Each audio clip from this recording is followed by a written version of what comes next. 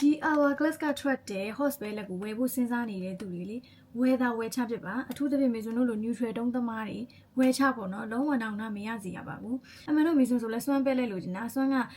အယောင်တွေအကုန်လုံး distinct တွေပေါ့ကွာ highlight ဆိုလဲရွှေအိုရောင်browser ဆိုလဲညူညူပုတ်ပုတ်ပေါ့နော်ပြီးပါးနေတွေဆိုလဲအယောင်ထင်းထင်းနေဆိုတော့မေဇွန်ကြိုက်လောက်မယ်ထင်တာပေါ့နော်ဒါပေမဲ့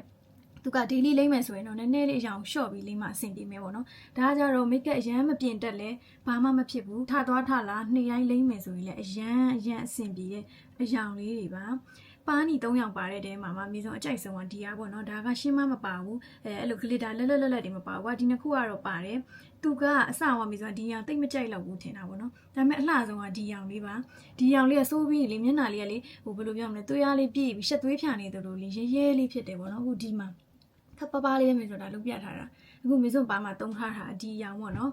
ဒီရောင်လေးလည်းအရန်လာတယ်လုံးဝခေါ်ရရောင်အထူးသဖြင့်ပါးနီဆိုရင်လေအရန်လိမ်မော်ရောင်ဘက်မသွားတာပိုင်းရောင်ဘက်အရန်မသွားတာကြိုက်တဲ့သူဆိုရင်တော့ဒီဖဲလက်လေးကအရန်အဆင်ပြေပေါ့နော်ဒါလေးကတော့နည်းနည်းပန်းခရမ်းလေးပါတော့ဖောက်တယ်ဒါပေမဲ့လှတယ်သူ့ရောင်လေးတော့အရန်ကြီးတော့မကွယ်ဘူးဒါပေမဲ့တူလားဆိုလည်းမတူဘူးပေါ့နော်တော်တော်လေးလှတယ်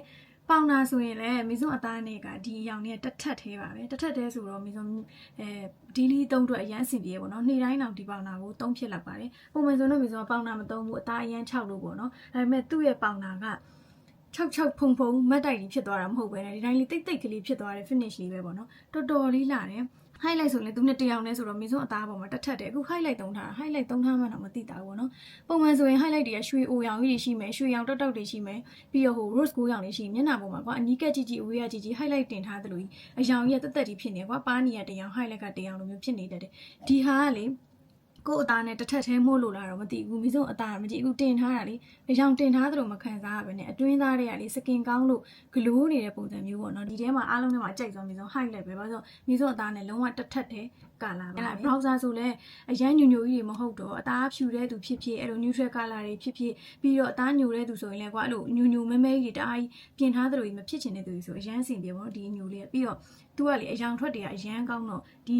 အယောင်လေးတွေကိုပဲကြည့်ပြီးကာလာမထွက်တော့ဘူးမထင်နဲ့ပေါ့နော်တော်တော်လေးထွက်ပါတယ်ဒါမေဇွန်တော်တော်လေး short လိမ့်ထားတဲ့အယောင်လေးပေါ့နော်အဲ့တော့မေဇွန်ပြောချင်တာကဒီ hospital လေးကမေဇွန်တို့လိုနေ့တိုင်း make up ပြင်ရတာသဘောကျတယ်ဒီလိုပလေးပဲဖြစ်ဖြစ်အထူကြီးပဲဖြစ်ဖြစ်လိမ့်ချင်တယ်ဆိုရင်တော်တော်လေးအဆင်ပြေပါတယ်တခြား